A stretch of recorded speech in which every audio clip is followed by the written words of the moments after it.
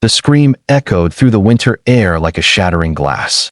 The platform cracked, wood splintering beneath the weight of the wedding crowd. In the chaos, a woman in white, delicate, trembling, and seated in a wheelchair, teetered at the edge of the frozen lake. Her veil fluttered like a ghostly flag as the ice groaned beneath her. For a second, everything froze. And then, a man in a red flannel coat and a German shepherd bolted through the snow. He didn't think. He didn't hesitate. He just ran. Before the guests could react, the man lunged forward, diving into the freezing water with his dog. The icy surface shattered around them. The dog barked sharply, pulling against the current, guiding its owner to the drowning bride. Her pale fingers clung desperately to the broken edge, her white dress tangling in the ice.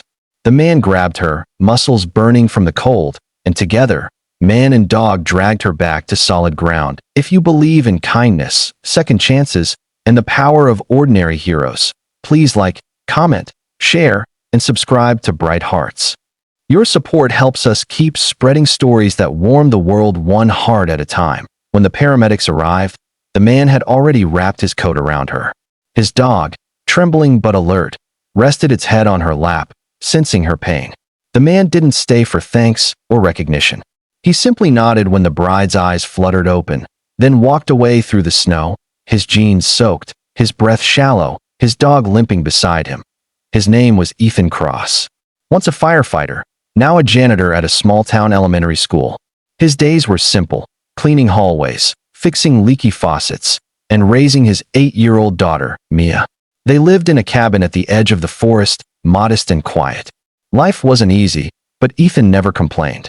Every morning before school, he packed Mia's lunch, patted their loyal dog, Shadow, and whispered the same promise. We may not have much, but we have each other. Mia adored Shadow. The German shepherd wasn't just a pet. He was a retired rescue dog from Ethan's firefighting days. When Ethan lost his wife to cancer, Shadow was the one who kept him going. Together, the three of them built a fragile but peaceful life. 2 weeks after the lake rescue, Ethan came home from his night shift to find a black limousine parked outside his cabin. He frowned, heart thudding. People like him didn't get visitors like that. Mia peeked from behind the curtain, wide-eyed. Dad, are we in trouble? She whispered. From the car emerged a woman, elegant yet humble in a long winter coat. Her hair, once perfectly styled for her wedding, now fell softly around her face. It was Alara Whitmore, the woman he had pulled from the ice. She looked at Ethan with eyes that carried both gratitude and pain. I've been looking for you, she said quietly. You saved my life. Ethan brushed it off, as he always did. Anyone would have done the same. No, Alara replied, her voice trembling. No one else moved. She asked to come inside. Over cups of coffee by the fireplace, she told her story. Alara was the heir to Whitmore Industries, a multi-billion-dollar company her late father built from nothing. But on the day of her wedding, she discovered that her fiancé and her stepbrother had plotted to seize control of the company and her fortune. When she confronted them, things spiraled. She tried to leave the ceremony, and in the chaos, the platform gave way. Tears glistened in her eyes. If you hadn't been there, Ethan, I would have died, and they would have won. Ethan listened quietly, Shadow's head resting on his lap, Mia sitting close. The warmth in the small cabin contrasted sharply with the cold, glittering world Alara came from. She wasn't the kind of woman who belonged in a place like this, and yet, there was something peaceful in her presence. Days turned into weeks. Alara visited often, helping Mia with her homework, cooking meals, and walking Shadow along the snowy trails.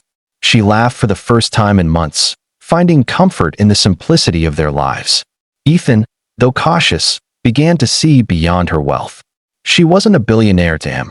She was just a woman who had lost everything and was trying to start again. But the shadows of her past were not gone. One evening, a black SUV appeared at the end of the road. Alara froze at the window. They found me, she whispered. Her stepbrother's men had tracked her down. Ethan stood, his jaw tightening. He wasn't about to let harm come to the woman or the child who had found peace under his roof. Shadow barked fiercely, standing guard. Ethan told Mia to stay inside, then stepped into the cold. You've got one chance to leave, he warned the men. His voice was steady, but his hands trembled slightly. He was no longer a firefighter, No longer a hero in uniform. Just a single dad with nothing to lose but the family he'd built. The confrontation was brief, but tense. When the police arrived, alerted by Alara's private investigator, the men fled. Ethan was shaken but unhurt. Alara wept, realizing that for the first time, someone had stood up for her not because of her wealth, but because they cared. The next morning, Alara made a decision that would change everything. She told Ethan the truth she had hidden. My fathers will name me the sole owner of Whitmore Industries. But I don't want it not alone. I want to rebuild it, with people who know what real strength looks like. Ethan, I want to fund a community center in your town, named after your wife. A place where single parents, veterans, and children can heal and rebuild their lives. You taught me what kindness means. Ethan was speechless. He looked at Mia, who beamed with pride, and at Shadow, whose tail wagged as if understanding that something good was happening. Spring arrived early that year. Where snow once blanketed the ground, green sprouted with life again. The Cross Hope Center opened its doors 3 months later, a sprawling facility filled with laughter, therapy dogs, art classes, and a small memorial garden. At the ribbon cutting, Alara stood beside Ethan and Mia. Cameras flashed, but Ethan wasn't interested in fame. He just smiled as Mia cut the ribbon with tiny hands, saying, "This is for all the dads who don't give up." When reporters asked Alara why she chose to invest millions in a small mountain town, she said softly, "Because someone once saved me when no one else did. And he didn't even ask my name." Ethan continued his job at the school, though now the children called him Mr. Hero. He didn't feel like one. He just felt grateful. Alara became a part of their lives, not as a billionaire benefactor, but as family. She often joined them for dinner, laughing as Shadow begged for scraps, and Mia told wild stories about school. There were rumors about love blooming between Ethan and Alara, but they never rushed it. They were both healing, both learning that love born of compassion takes time. One quiet evening, as the sun set behind the mountains, Alara looked out over the lake where their story had begun.